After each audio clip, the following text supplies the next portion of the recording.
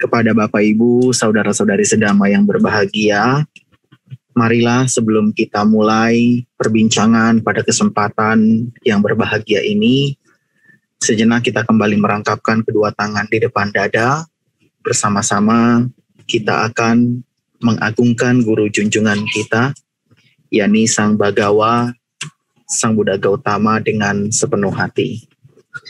Namo tassa bhagavato arahato sama sambuddhassa. Namo tassa bhagavato arahato sama sambuddhassa. Namo tassa bhagavato arahato sama sambuddhassa. Terpujilah Sang Bagawa yang Maha Suci yang telah mencapai penerangan sempurna. Terpujilah Sang Bagawa yang Maha Suci yang telah mencapai penerangan sempurna. Terpujilah Sang Bagawa yang Maha Suci yang telah mencapai penerangan sempurna. Sabapapasa akaranang kusalasa upasampada. Sacita pariyodapanang eta budanusasanang ti. Ini kita untuk tetap dapat meningkatkan atau mengembangkan kualitas batin melalui dialog yang tentunya bermanfaat di dalam kesempatan puja bakti rutin Cetya Panyasika yang pada kesempatan kali ini secara umum dilakukan, kira-kira seperti itu. Bapak Ibu sekalian yang saya hormati, bagi yang kebetulan mungkin baru pertama kali berhadapan atau bertatap muka dengan saya melalui gadget meskipun tadi ya, perkenalkan saya Piyawadi Sadama. Pada kesempatan kali ini saya akan bersama-sama Bapak Ibu untuk berdialog dengan nanti topik yang sudah kita sama-sama sepakati dan sama-sama kita ketahui. Namun sebelumnya biar kita bisa saling kenal, biar nanti diskusinya bisa berjalan dengan baik dan nyaman.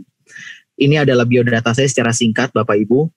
Ada nama, kemudian ada aktivitas saya yaitu sebagai koordinator di Sekolah Dharma Widya atau di Yayasan Pendidikan Dharma Widya di bidang keagamaan Bapak Ibu. Jadi Senin sampai Jumat saya aktif di pendidikan. Dan kebetulan ketika weekend saya mengisi berbagai kesempatan sebagai Dhamma Duta, sebagai pandita yang kebetulan sudah saya tekuni sejak tahun 2012. Dan sampai hari ini juga sejak 2 tahun yang lalu saya juga sebagai penyuluh agama di Kementerian atau di Bimas Buddha Provinsi Banten. Dan saya sebagai salah satu anggota pandita dari Majelis Umat Buddha Theravada Indonesia. Jadi Bapak Ibu dan teman-teman sekalian, saya aktif di Dhamma Duta, di MC dan public speaker. Jadi kebetulan di wihara, di Cetya, di kampus, di kantor, di lembaga permasyarakatan bahkan. Jadi dimanapun tempat yang bisa dilakukan untuk mengabdi, mudah-mudahan selama saya sehat, saya siap. Jadi seperti itu, saya rasa tidak panjang lebar lagi pengenalan diri yang bisa saya sampaikan. Boleh kita next ke slide berikutnya? Nah, inilah Bapak Ibu sekalian, sahabat-sahabat yang berbahagia, merupakan topik yang bisa sama-sama kita bahas, yang sama-sama bisa kita diskusikan dengan judul pokoknya berbuat baik. Ya, ini sebetulnya bisa menjadi sebuah pernyataan, bisa juga menjadi sebuah pertanyaan. Kenapa saya bilang begitu? Karena sederhana sekali Bapak Ibu, teman-teman sekalian, ketika kita bicara pokoknya berbuat baik, kenapa ini bisa dijadikan sebagai pernyataan? Karena kadang-kadang ini bisa jadi sebuah prinsip bagi setiap individu. Entah siapa dia, ada beberapa yang punya prinsip bahwa pokoknya berbuat baik itu sudah cukup. Seperti itu. Lalu kenapa saya bilang bisa dimaknakan juga sebagai sebuah pertanyaan? Nah, pertanyaan di sini muncul ketika kita kembali untuk melihat ini lebih dalam dan lebih jauh. Artinya, apakah berbuat baik saja cukup? Dan yang paling penting, kebajikan seperti apa sih yang bisa kita lakukan sebagai umat Buddha? Seperti apa bentuk kebajikan ini yang cocok sesuai dengan Dhamma?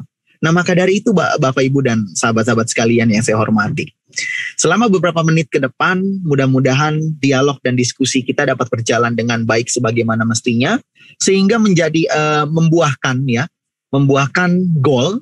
Yang pertama tadi, apakah prinsip ini boleh digunakan dalam hidup sebagai seorang umat Buddha?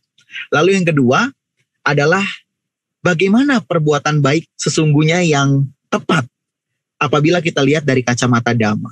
Kira-kira seperti itu. Nah, namun Bapak Ibu sekalian, terlepas dari goal itu, saya akan sedikit membawa kepada Bapak Ibu sekalian untuk sama-sama membayangkan atau mungkin mengingat begitu ya, bahwa saya yakin ada mungkin dari teman kita, dari sahabat kita, dari saudara atau keluarga kita yang kebetulan punya prinsipnya seperti ini. Artinya dia menyatakan bahwa nggak perlulah buang-buang waktu ke wihara, nggak perlulah capek-capek baca parita, nggak perlulah ikut kegiatan ini itu segala macam. Yang penting katanya pokoknya saya mah berbuat baik. Nah, ada Bapak Ibu sekalian, ya, sehingga ya orang-orang seperti ini yang jarang kelihatan di wihara, jarang ikut kegiatan, pokoknya pasif lah, karena dia punya prinsip, ya pokoknya saya cukup berbuat baik. Nah, Bapak Ibu sekalian, pandangan seperti ini nanti akan kita bahas. Apakah ini keliru atau sudah sesuai? Yang pasti dampak paling jelas ketika banyak dari kita yang punya prinsip seperti ini, dan kalau tidak diluruskan begitu, ini akan menjadi sebuah pola di mana wihara dan cetya akan semakin sepi. Di mana kebaktian itu akan semakin sedikit peminat. Nah, dengan ini, kalau saya perhatikan, ternyata Bapak Ibu, mereka yang punya prinsip ini, itu punya berbagai penyebab. Di antaranya 3 yang saya rangkum. Penyebab yang pertama, mereka yang memang kepalanya atau prinsipnya sudah keras. Jadi dari awal pokoknya dia hidup begitu ya sebagai umat Buddha, dia selalu punya prinsip yang kuat seperti itu. Bahwa gak perlu sembahyang, gak perlu kebaktian, gak peduli orang bilang Buddha KTP, intinya saya mah cukup berbuat baik. Nah ini Bapak Ibu sekalian, ada orang pertama seperti ini. Lalu ada orang yang kedua, penyebab yang kedua maksud saya. Kenapa dia gak mau ke wihara, kenapa dia gak mau kebaktian? Kenapa dia kekeh bilang pokoknya berbuat baik? Karena dia malas, Bapak Ibu sekalian. Malas bukan karena sikapnya yang malas, tapi dia segan ketika melihat saudaranya, ketika melihat tetangganya, ngelihat temennya, yang katakanlah aktif sebagai seorang aktivis wihara, tapi ternyata ucapannya, perbuatannya, dan cara berpikirnya, itu tidak menunjukkan bahwa dia adalah seorang aktivis wihara. Ucapannya berantakan semaunya, pikirannya juga tidak dijaga, sedikit-sedikit curiga dengan orang, perbuatannya juga tidak terpuji. Jadi dia sudah merasa enggan. Di dalam dirinya sudah memblok duluan bahwa dia saja yang aktif kebaktian begitu. Lebih baik saya katanya, yang gak pernah ikut kebaktian, tapi saya masih bisa lebih baik. Nah, ini yang kedua Bapak Ibu sekalian. Ada juga penyebab yang ini. Jadi dia keburu malas, keburu enggan. Melihat contoh-contohnya itu gak sesuai. Nah ini yang kedua. Lalu yang terakhir, yang ketiga, penyebab yang ketiga adalah mereka yang takut. Bapak Ibu, takut dengan umat wihara. Unik ini. Mereka takut sama orang wihara. Kenapa begitu? Ada sebuah cerita begini.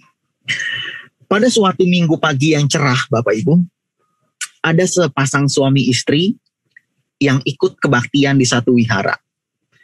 Kebetulan sang istri sudah cukup lama menjadi seorang aktivis wihara, namun sang suami itu baru hari itu beliau itu mau ikut.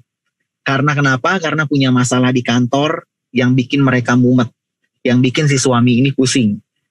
Dia berharap dengan kebaktian, dengan ikut puja bakti di wihara itu, masalahnya bisa lebih bisa lebih ringan begitu ya. Jadi dia bisa dapat ketenangan begitu pulang dari wihara.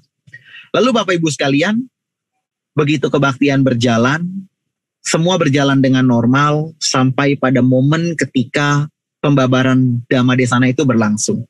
Kebetulan pengisi acaranya itu adalah seorang Romo Pandita. Dan ketika Romo itu berbicara, ketika Romo itu menyampaikan ceramah Bapak Ibu, handphone si suami ini bunyi. Ya, nada deringnya bunyi. Kering begitu. Karena dia lupa silent. Dan Bapak Ibu apa yang terjadi? Umat dari posisi duduk yang paling depan sampai paling belakang, kiri kanan, serong kiri, serong kanan, belakang depan semua. Sekeliling satu wihara itu. Semua mata tertuju pada si suami. Dengan tatapan apa?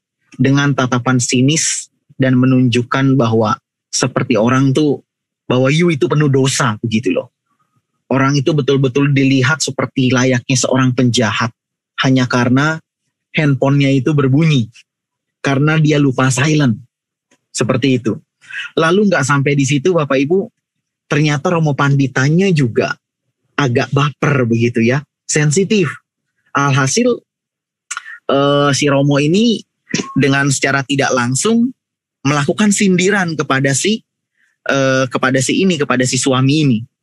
Akhirnya dia bilang dengan dengan nadanya yang cukup menyinggung, dia sampaikan kepada pengurus bahwa saya jadi nggak konsen karena bapak ini, katanya. Saya jadi nggak nyaman saya kalau sedang berceramah begitu, tiba-tiba ada mereka yang kebetulan lalai untuk melakukan atau menonaktifkan handphonenya. Dia minta pokoknya macam-macam lah, romonya ini tersinggung komplain. Dan itu nggak sampai di situ juga Bapak Ibu. Ternyata ketika selesai kebaktian, kemudian sang suami dan istrinya pulang, sampai di rumah Bapak Ibu sudah seperti yang sama-sama kita ketahui, si suami menerima nyanyian yang indah dari sang istri yang luar biasa. Papi gimana sih, bikin malu, bikin mami tuh gak enak, bikin mami diomongin sama semua umat wihara. Papi tahu gak bahwa mami itu aktivis yang sudah lama aktif. Karena papi hari ini, mami harus yang namanya menanggung malu itu semua. Wah, pokoknya segala macam Bapak Ibu sekalian. Disampaikanlah seperti itu. Akhirnya si suami Bapak Ibu sekalian berpikir cuman karena perkara handphonenya lupa di silent, cuma karena perkara nada dering itu gak sengaja bunyi, itu masalah yang dia harap bisa semakin ringan datang ke wihara, malah semakin runyam luar biasa. Semakin berantakan luar biasa. Kepalanya yang tadinya pusingnya cuma setengah, ini jadi naik lagi tingkatan pusingnya. Masalah kantornya jadi meningkat saat itu. Nah akhirnya Bapak Ibu sekalian, ketika malam hari tiba, suami ini masih pusing, masih sebelnya luar biasa. Akhirnya dia pikir di wihara itu gak dapat ketenangan. Lalu kemana dia pergi Bapak Ibu? Dia pergi ke klub malam. Dia pergi ke tempat hiburan. Dan sampai di sana, apa yang terjadi? Ketika dia pesan minuman, dia nggak sengaja senggol gelas itu jatuh. Gelas seketika hancur berantakan Bapak Ibu.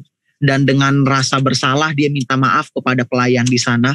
Dia bersedia mengganti kerugiannya. Namun apa yang disampaikan oleh si pegawai, si pelayan, mereka bilang, tidak usah dikhawatirkan Pak. Tenang saja, tidak perlu merasa bersalah.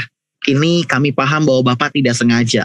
Maka dari itu tentu Bapak silakan boleh pesan lagi dan anggaplah gelas yang pecah ini sebagai traktiran pertama bagi klub itu kepada Bapak sebagai pengunjung pertama hari ini. Nah dari situ Bapak Ibu sekalian, gak lama kemudian setelah dia gak habis pikir bahwa kenapa kok pelayan ini bisa baik banget gitu ya. Ternyata sesama pengunjung klub malam di sebelahnya menyenggol dia dengan santun begitu, dia pukul pundaknya. Yang dia sampaikan Bapak Ibu ternyata kira-kira begini ya, bro, nggak usah khawatir, itu minuman kalau udah kesenggol pecah, kalau sampai klub ini minta ganti, biar saya yang bayar katanya. Silakan you pesan lagi, biar nanti semua pesananmu akan saya bayar malam hari ini. Nah, disinilah Bapak Ibu sekalian, dia semakin, pikirannya semakin kacau saat itu. Kacaunya kenapa? Kok bisa-bisanya di tempat yang dibilang kurang baik seperti itu, di tempat yang banyak orang mengatakan bahwa itu bukanlah tempat yang baik untuk melakukan atau mendamaikan diri begitu, ternyata orang-orangnya sangat baik. Lalu sebaliknya ternyata pengalaman pahit dia di wihara dengan nyari ketenangan, malah yang terjadi Bapak Ibu sekalian, dia makin kacau. Jadi dia punya kesimpulan di situ, bahwa orang wihara lebih menakutkan daripada orang yang tidak pernah ke wihara begitu. Bahkan yang orang-orang yang ada di klub malam seperti kisahnya. Nah Bapak Ibu sekalian, ini sebetulnya menjadi sebuah bahan renungan buat kita. Selain daripada itu benar-benar terjadi di beberapa kasus Bapak Ibu, hal ini pun menjadi pembelajaran buat kita. Kenapa kita harus belajar sebagai umat Buddha? Pernah nggak Bapak Ibu sekalian kita berpikir, kita merenung lebih dalam, bahwa kadangkala semakin banyak dhamma yang kita ketahui, mohon maaf Bapak Ibu, semakin kita itu menjadi mudah menghakimi orang lain. Semakin kita itu mendewakan diri kita, bahwa ketika orang lain salah, itu betul-betul kita tuh nggak sukanya luar biasa. Bahkan nggak sedikit kita yang langsung tegur secara lisan. Sikap kita juga tidak enak ketika melihat orang lain salah misalkan. Nah, ini menjadi bahan evaluasi Bapak Ibu sekalian. Kenapa sih banyak mereka yang ogah berteman dengan mereka yang rajin ibadah? Karena kadang-kadang seperti itu yang terjadi. Semakin banyak tahu, semakin banyak dhamma yang kita pelajari, kita semakin memposisikan diri kita tuh sebagai polisi, sebagai hakim buat orang lain. Padahal Bapak Ibu, memvonis orang salah, memvonis orang benar itu bukan kapasitas kita loh sesungguhnya. Dan kita buang-buang waktu juga sesungguhnya kalau melakukan hal seperti itu. Kalau saya punya prinsip, kita digaji juga enggak jadi hakim buat orang, tapi kita rajin bener gitu. Ya, ini menjadi sebuah, sekali lagi, menjadi sebuah bahan evaluasi buat kita. Maka saya terus terang Bapak Ibu, kadang-kadang miris ketika melihat ada satu fenomena, seorang nenek-nenek ikut kebaktian, kakinya sakit, dia duduk paling belakang dan dia posisinya agak bersandar ke tembok. Lalu Bapak Ibu setelah parita selesai, si nenek meluruskan kakinya ke arah altar. Lalu seketika Bapak Ibu, pengurus dengan damanya yang katakanlah tinggi begitu, dengan entengnya dia sampaikan, dengan nada yang cukup keras. Nenek, dia bilang, nenek nggak tahu bahwa di sini itu udah masalah. Nggak paham ya kalau kaki dilurusin itu nggak sopan. Sebetulnya ibu itu belajar dhamma nggak sih? Nggak boleh kayak begitu. Wah, yang begini Bapak Ibu sekalian, kalau sudah seperti ini, saya jamin si ibu itu, si nenek itu, terakhir kali itu dia ke wihara hari itu. Nggak mau lagi dia ke depannya. Karena apa? Takut. Nah ini Bapak Ibu sekalian, ayo sama-sama kita renungkan sekali lagi.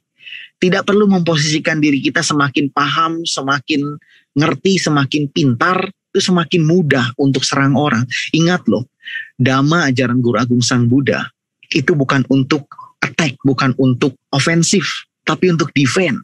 Untuk mempertahankan, untuk mengendalikan diri kita, agar pikiran kita nggak liar, agar ucapan kita itu nggak buruk begitu. Dan tindak tanduk kita juga nggak semau-maunya. Bukan semakin banyak dhamma, semakin kita melihatnya di luar. Makanya pepatah itu selalu bilang, ketika kita lihat semut di ujung pulau itu terlihat jelas, tapi kalau gajah di pelupuk mata itu kadang-kadang kita abaikan. Nah ini yang terjadi fenomenanya Bapak Ibu. Realita inilah yang bukan hanya sekedar cerita, tapi ini benar-benar terjadi dan mudah-mudahan bagi kita yang kebetulan, mohon maaf sekali lagi, merasa tersinggung akan kisah ini, saya mohon maaf karena tidak ada maksud sedikit pun. Namun yang pasti, ayo sama-sama kita belajar. Kita sama-sama perbaiki diri. Kalau kita paham bahwa langkah kita sampai hari ini ternyata masih belum tepat, ya silakan kita luruskan. Ternyata kalau langkah kita sampai hari ini masih belum sesuai, silakan kita sesuaikan. Kira-kira seperti itu Bapak Ibu, teman-teman sekalian.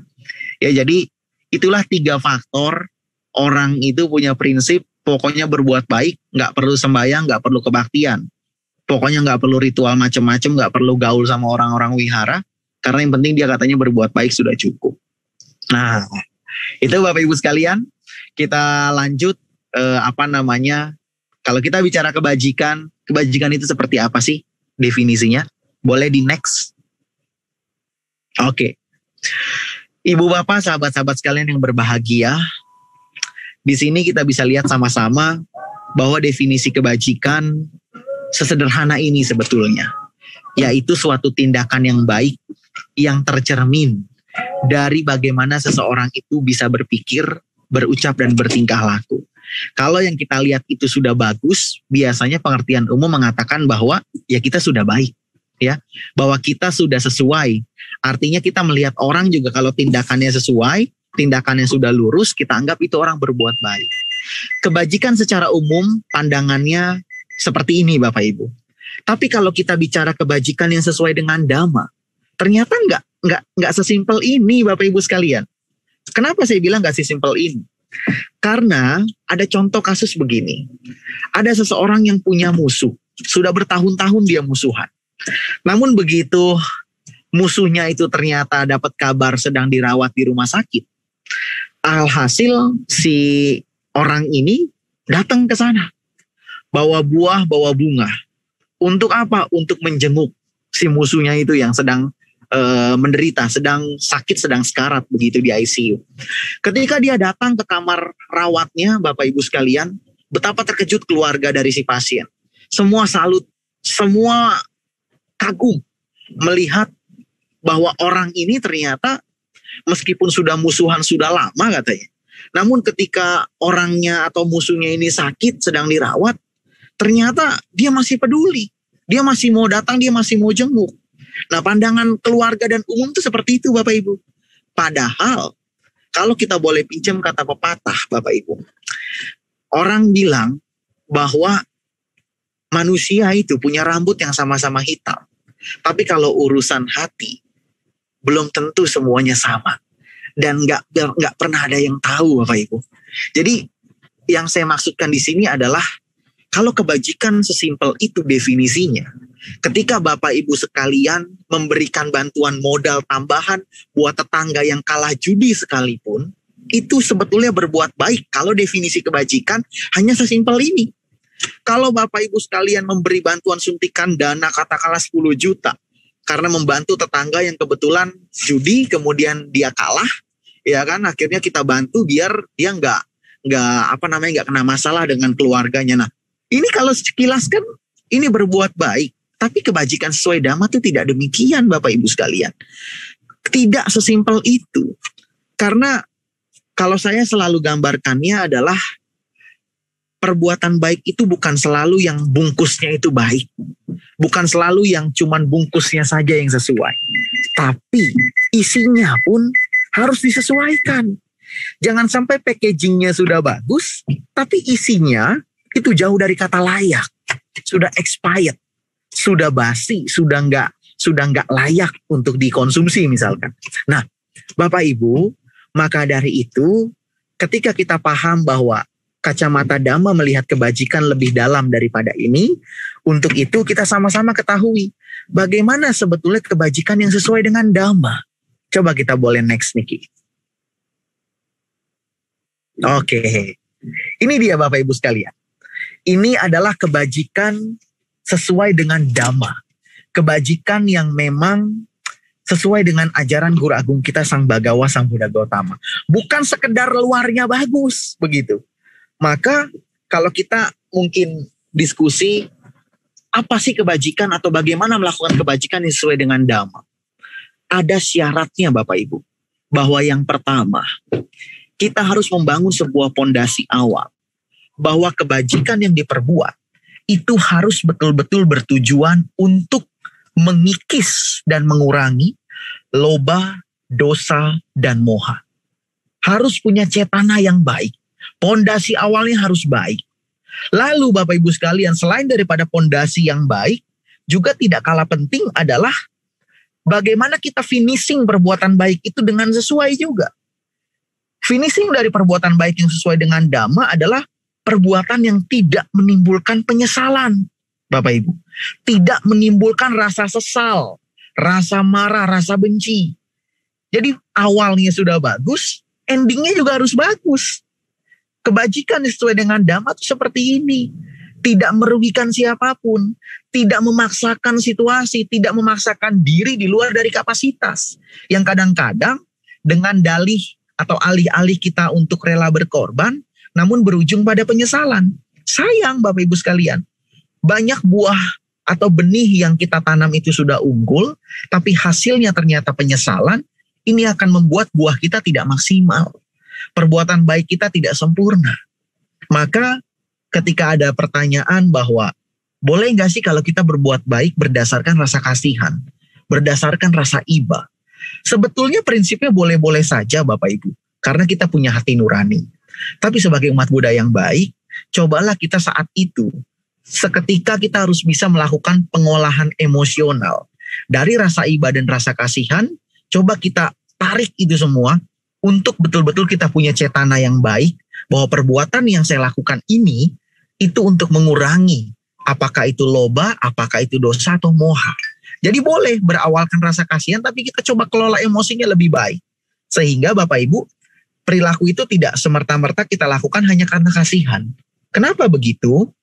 Orang yang melakukan kebajikan atas dasar rasa iba dan kasihan, ini juga memiliki sebuah potensi untuk berakhir dengan penyesalan.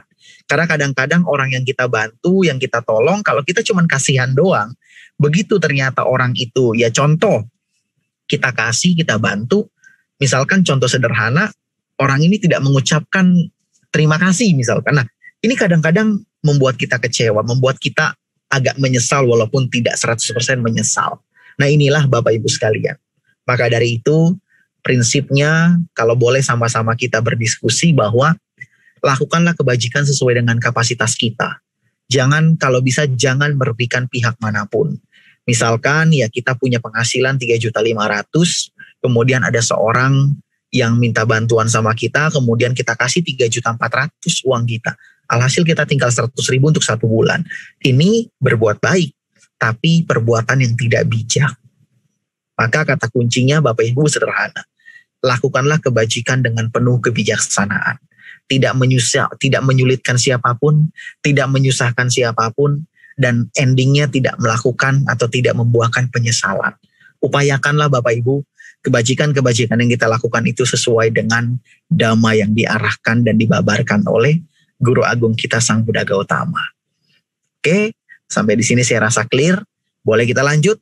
Berdasarkan perbuatan bajik sesuai dengan dhamma di sini Bapak Ibu, kita bisa lihat di monitor sudah terpampang bahwa ada yang namanya teori dan praktek.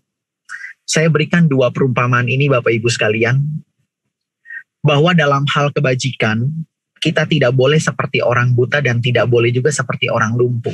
Buta dan lumpuh itu maksudnya gimana sih Bapak Ibu? Maksudnya begini loh, orang buta itu ibarat mereka yang mau praktek, yang punya prinsip pokoknya berbuat baik, tapi ketika ditanya apa kebajikan menurutmu itu, kadang-kadang gak bisa jawab. Artinya orang seperti ini banyak yang ingin jalan, ingin lari, bahkan sudah mau lari begitu, tapi gak mau melihat. Gak bisa melihat dengan jelas. Ini yang menjadi sebuah potensi-potensi kebajikan kita itu tidak sesuai. Jadi kalau kita mau praktek harus dibekali dulu yang namanya teori. Seperti orang belajar dhamma begitu Bapak Ibu, kan ada pariyati dulu, baru ada pati-pati, baru ada patiweda. Gak bisa langsung. Oh saya cuma mau pati-pati saja langsung, gak bisa. Teori kita dasarnya apa gitu loh. Praktek kita dasarnya apa? Meskipun ada istilah ya learning by doing, tapi tetap teorinya kan harus dapat. Gak bisa semata-mata langsung jalan begitu aja tanpa gambaran sama sekali, kita akan seradak seruduk Bapak Ibu. Jadi praktek kebajikan itu pun harus berdasarkan dengan pemahaman yang baik. Maka itu tidak disarankan kita seperti orang buta. Mau jalan, mau lari, tapi gak bisa lihat. Lalu yang kedua juga Bapak Ibu, ada juga bahwa dalam hal melakukan kebajikan juga, jangan juga kita seperti orang lumpuh. Orang yang bisa jalan, orang yang bisa melihat maksud saya, matanya terang berderang, tapi gak pernah mau jalan, gak pernah mau lari, gak pernah mau praktek, begitu loh. Ini mohon maaf Bapak Ibu. Mereka yang rajin kebaktian, mereka yang sering dengar ceramah dari siapapun itu pembicaranya, mereka yang paham betul intisari dari ajaran Buddha, pokok-pokok ajaran Buddha juga dikuasai, tapi ketika diminta untuk praktek, itu nol hasilnya. Ini bagaikan mereka yang lumpuh. Mereka kaya akan pengetahuan, tapi mereka miskin akan praktek. Maka dari itu, mudah-mudahan Bapak Ibu, kita semua yang ada di sini, yang minimal menyaksikan atau mengikuti rangkaian puja bakti di Cetya Panyasika pada minggu pagi ini, kita tidak menjadi orang buta dan tidak menjadi orang lumpuh dalam praktek kebajikan. Kita harus sesuaikan, harus seimbangkan antara teori dengan praktek. Untuk itu Bapak Ibu sekalian, maka dari mana kita bisa menjadikan diri kita itu tidak buta dan tidak lumpuh? Maka sesungguhnya Bapak Ibu, kita bisa lihat slide berikutnya. Next, Niki. Oke. Berikutnya di sini Bapak Ibu sekalian, ketika kita punya prinsip seperti di awal tadi, pokoknya berbuat baik. Kalau mereka yang paham apa itu kebajikan, mereka tidak akan meninggalkan apa itu puja bakti. Karena sesungguhnya Bapak Ibu di dalam rangkaian puja bakti, itu berbagai kebajikan bisa dan sangat mungkin kita lakukan. Jadi kalau bicara kebaikan, puja bakti itu adalah salah satu kantongnya kebaikan. Bukan mereka yang anti kebaktian, bukan mereka yang anti baca parita. Bukan mereka yang anti meditasi begitu. Justru mereka yang rajin melakukan inilah, mereka yang punya prinsip yang sesuai. Maka kalau prinsip awal tadi pokoknya berbuat baik, kalau pemahamannya lurus, itu prinsip yang akan membawa dia pada kebahagiaan. Tapi kalau prinsip itu dipegang dengan pandangan yang tidak benar, yang justru menjauhkan dia dari kebajikan-kebajikan yang sesuai dengan dhamma, ini tidak akan membuahkan kebahagiaan bagi dirinya. Maka Bapak Ibu bisa lihat, kenapa saya bilang puja bakti itu menjadi salah satu kantong kebaikan yang luar biasa. Kita bisa lihat, minimal Bapak Ibu, selama puja bakti berlangsung, baik itu kita di wihara maupun di Zoom meeting masing-masing misalkan, minimal 4 rangkaian kita lakukan. Mulai dari baca parita, mulai dari berdana, bermeditasi, sampai pada mendengarkan dhamma. Coba Bapak Ibu, siapa dari kita yang berani menyatakan bahwa 4 rangkaian ini bukanlah perbuatan baik? 4 rangkaian ini adalah perbuatan buruk. Coba siapa yang punya pandangan seperti itu? Karena sesungguhnya Bapak Ibu, mulai dari baca parita, ini praktek yang luar biasa loh. Bapak Ibu pernah nggak baca atau minimal dengar? Mereka yang rajin baca parita dengan sungguh-sungguh, para dewa-dewi itu menyukainya bagaikan bunga. Bagaikan lebah yang selalu mengelilingi bunga maksud saya. Kenapa seperti itu Bapak Ibu? Ketika kita baca parita, pernah nggak kita berpikir? Contoh seperti tadi saat kebaktian. Bapak Ibu ada baca yang namanya Karanya Metta Sutta. Bapak Ibu sekalian, pernahkah kita menyadar bahwa Karanya Metta Sutta itu adalah sebuah khotbah yang pernah disampaikan Guru Agung kita ketika beliau masih hidup dan itu disukai oleh dewa-dewi. Pernah nggak Manggala Sutta kita baca, kemudian kita sadar bahwa itu adalah berkah-berkah utama juga yang pernah disampaikan oleh Guru Agung kita. Lalu kenapa para dewa-dewi suka Bapak Ibu? Karena begini, mereka merindukan sosok agung guru kita yang baru meninggal bagi mereka. Kenapa baru meninggal? Padahal kalau kita mengatakan Buddha itu sudah meninggal, sudah wafat, sudah parinibbana, itu selama 2565 tahun. Ibu bapak, sahabat-sahabat sekalian, 2565 itu adalah tahun di alam manusia, hitungan manusia. Tapi pernahkah kita pahami bahwa surga Cakra 565 itu adalah tahun surga tingkat 1 di atas alam manusia, di atas kita. Mereka itu punya usia, 1 hari di sana itu 50 tahun di kita. Artinya Bapak Ibu kalau di kita 2565, di mereka itu baru sekitar 52 hari. Bapak Ibu sekalian, coba dikalkulasi, coba dikonversi. Betul nggak? Kalau di sana 1 harinya 50 tahun, di kita hitungan 2565 Sang Buddha itu sudah parinibbana, di sana itu masih hitungan hari. Itu baru surga tingkat 1. Surga tingkat kedua kita bicara Tawatimsa misalkan. Mereka itu punya usia Bapak Ibu, punya masa hidup. 1 hari mereka itu 100 tahunnya kita. Artinya baru sekitar 25 hari Sang Buddha itu mereka anggap meninggal, mereka anggap parinibbana. Padahal mereka masih sangat rindu dengan sosok Guru Agung kita. Karena kenapa Bapak Ibu? Sata Dewa Manusana. Seorang Buddha adalah guru para dewa dan manusia. Bukan hanya kita, tapi para dewa pun menjadi murid-muridnya. Maka Bapak Ibu, tidak aneh kalau mereka itu senang mendengar sutta-sutta itu kembali diulang. Maka ketika Bapak Ibu baca parita, coba upayakan pikiran, ucapan, dan hati itu sinkron. Tulus, sungguh-sungguh Bapak Ibu. Dimanapun kita baca, di rumah, di kantor, di sekolah, di kampus, di perjalanan, di wihara apalagi misalkan.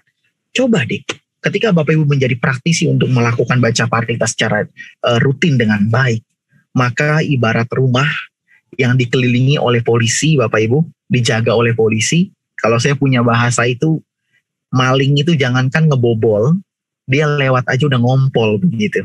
Ya, jadi nggak akan kita bisa terdampak dari hal-hal buruk karena dewa-dewi itu suka dengan kita. Nah ini Bapak Ibu, praktek baca parita itu luar biasa. Dan kita bisa dapatkan salah satunya di mana? Di kegiatan puja bakti. Ya. Lalu yang kedua kita berdana. Berdana juga adalah praktek yang kalau kita sama-sama pahami adalah fondasi kita untuk mencapai kelahiran sebagai seorang dewa. Bapak Ibu, berdana itu sebetulnya adalah sebuah latihan di mana kita itu bersama-sama melatih sikap batin untuk bisa melepas Bapak Ibu. Berdana itu bukan soal jumlah. Maka ketika para Dhammaduta menyampaikan hal ini, para biku menyampaikan hal ini, jangan dianggap bahwa kita hanya memberikan semangat saja. Tapi betul Bapak Ibu, dana itu tidak melulu soal angkanya berapa, tapi soal sikap batin kita. Ketika Bapak Ibu melepas, katakanlah berapapun itu angkanya, kalau kita bisa melatih dengan melepas dengan penuh ketulusan dan kesungguhan, itu akan jauh lebih baik ketimbang kita berikan nilai yang besar, yang fantastis, tapi hati dan pikiran kita justru berharap itu hasilnya berkali-kali lipat buat kita. Alhasil itu bukan praktik Bapak Ibu untuk melepas kemelekatan, justru malah menambah kemelekatan, malah menambah keterikatan. Maka Bapak Ibu sekalian, praktik dana ini juga bisa kita dapatkan tentunya di kegiatan puja bakti. Lalu yang ketiga Bapak Ibu, meditasi. Meditasi ini kalau menurut saya tidak perlu lagi diperdebatkan karena apa? Karena kalau kita bicara tatanan ajaran Guru Agung kita, samadhi itu menjadi pintu akhir. Setelah pemurnian sila, ketika dana sudah kita latih, sila sudah murni, kita harus namanya melakukan samadhi. Baik itu samatha bawana untuk menekan kilesa, ataupun vipassana bawana untuk menuju pada pandangan terang dan untuk mencapai tingkat-tingkat kesucian. Dan meditasi yang cukup kondusif juga bisa kita dapatkan di mana? Di rangkaian puja bakti. Oke? Lalu yang terakhir, saat mendengarkan dhamma Bapak Ibu, yang disampaikan adalah ajaran Guru Agung kita, adalah penuntun kita. Agar tadi apa? Kita tidak jadi orang buta, bisa jalan, bisa lari dengan mata yang bisa melihat. Maka dari itu Bapak Ibu sekalian, rangkaian kebaktian atau puja bakti di wihara, di cetia, dengan saat ini model-modelnya daring dan sebagainya, secara tidak langsung ketika kita rutin lakukan, sila samadhipanya itu pun terlatih dan berkembang saat itu. Maka kalau orang sekali lagi punya prinsip, pokoknya berbuat baik, ya kalau prinsipnya itu yang benar adalah mereka tidak akan buang praktek-praktek ini. Tapi kalau mereka yang masih keliru, mudah-mudahan segera diluruskan kembali. Mudah-mudahan kalau kita yang sudah punya prinsip atau pandangan-pandangan seperti itu, kita sudah mulai memperbaiki.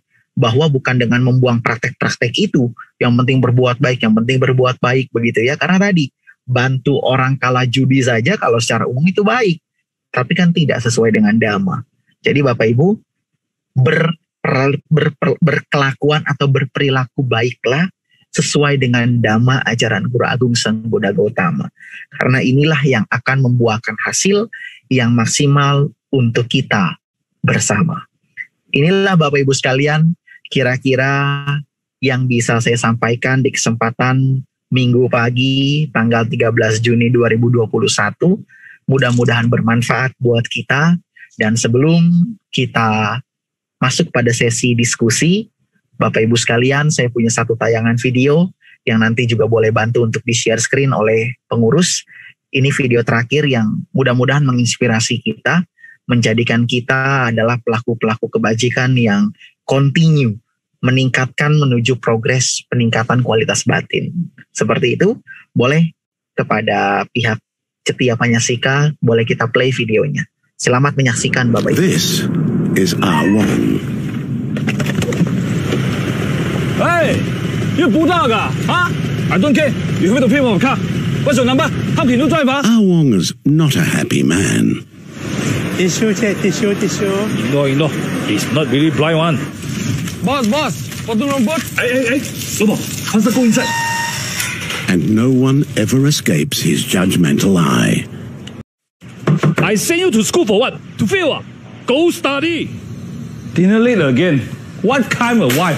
Yes, Ah Wong has issues, and is never happy because he only sees things his way. Kejadian yang aneh di seluruh kawasan lembah. But one day, something strange happened. You'll never believe it. Ah Wong gets a visit from his younger self. I know you. I know you did this. Whatever you want, I'm not interested. So, go away. Not until I show you something. Now, you're going to show me a... Just watch. You see this uncle? He lost his wife the night before. How I know? He never tell me. And this uncle, he never sell tissues for himself only. Waalaikumsalam. Him,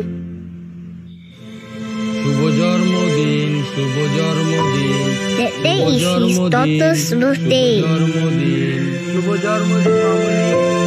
Okay, Raki. Now it's over. And our boy, what he's going through, you had no idea. And the love of your life. Dinner late again. What kind of wife? Enough. Enough. One more video, please.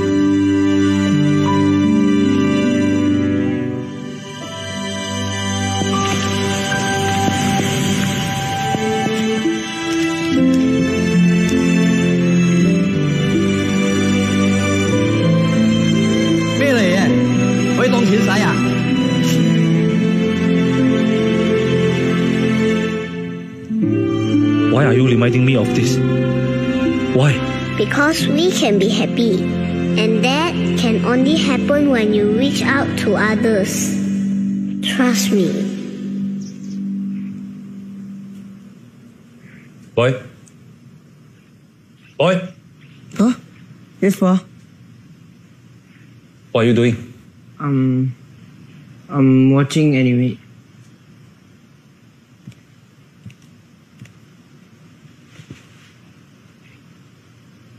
Can I see? Sure.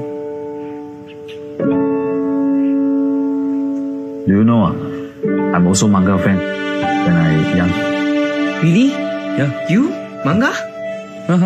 Oh, it's about a boy who wanted to become a... Ah, look at that. Ah Wong is actually smiling. All it took was a little step to reach out to others.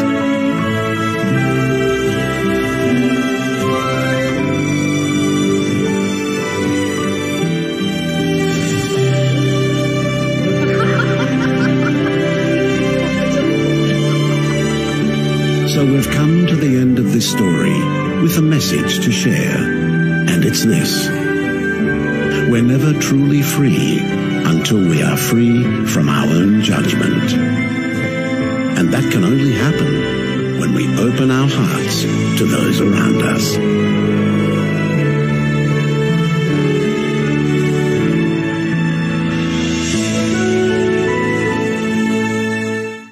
Oke, Bapak Ibu sekalian, demikianlah video terakhir yang bisa ditampilkan dalam PowerPoint atau dalam sesi dialog pada kesempatan pagi hari ini. Mudah-mudahan tadi yang saya sampaikan itu menjadi sebuah pemacu kita, inspirasi dan motivasi kita. Seperti yang dari kita lihat, seorang tokoh yang bernama Ah Wong itu arogan, dia temperamen dan dia selalu berpikir bahwa dialah orang satu-satunya yang paling benar. Padahal Bapak Ibu, kebahagiaan sejati itu bisa dikatakan ketika kita bisa memahami juga apa yang ada di luar kita. Artinya, kalau saya selalu punya prinsip Bapak Ibu, jangan selalu memaksakan dhamma itu agar selalu sesuai dengan pikiran kita. Tapi sebaliknya, paksakan pikiran kita itu akar ketika kita bisa memahami juga apa yang ada di luar dhamma itu sendiri. Jadi kebenaran yang ada di luar itu sangat luas, kepala kita itu kecil. Kalau kita mau paksakan itu semua sesuai itu nggak akan cocok. Tapi kalau kita yang menyesuaikan, itulah tindakan yang bijak. Jadi Bapak Ibu seperti si Awong juga tadi, setelah dia tahu bahwa dia tidak sebaik apa yang dia anggap, dia paham, dia sadar, dan yang dilakukan apa? Dia berupaya semaksimal mungkin untuk memperbaiki dirinya. Sehingga tadi mulai dari bapak yang nyerempet mobilnya, kemudian juga tukang tisu yang kebetulan tidak bisa melihat, tukang potong rumput, sampai pada anaknya, istrinya, dan seterusnya, itu dilakukanlah sebuah pola perbaikan. Maka senantiasa mudah-mudahan itulah yang bisa kita lakukan dalam kehidupan kita. Bapak Ibu, tidak ada orang yang 100% benar. Tidak ada dari kita yang 100% itu selalu baik. Tapi paling tidak, berusahalah Bapak Ibu sekalian dari 100% itu maksimalkan kesempatan kita untuk terus memacu diri menjadi orang-orang yang paham akan kebaikan yang sesuai maksud saya, dan konsisten dalam perbuatan baik. Karena dimanapun orang baik berada, maka senantiasa dimanapun langkahnya bagaikan tadi bunga yang akan selalu dikelilingi oleh madu. Artinya Bapak Ibu sekalian, kebahagiaan, perlindungan, kedamaian tidak akan lari kemana-mana. Maka dari itu, inilah kira-kira yang bisa saya sampaikan dalam topik pokoknya berbuat baik.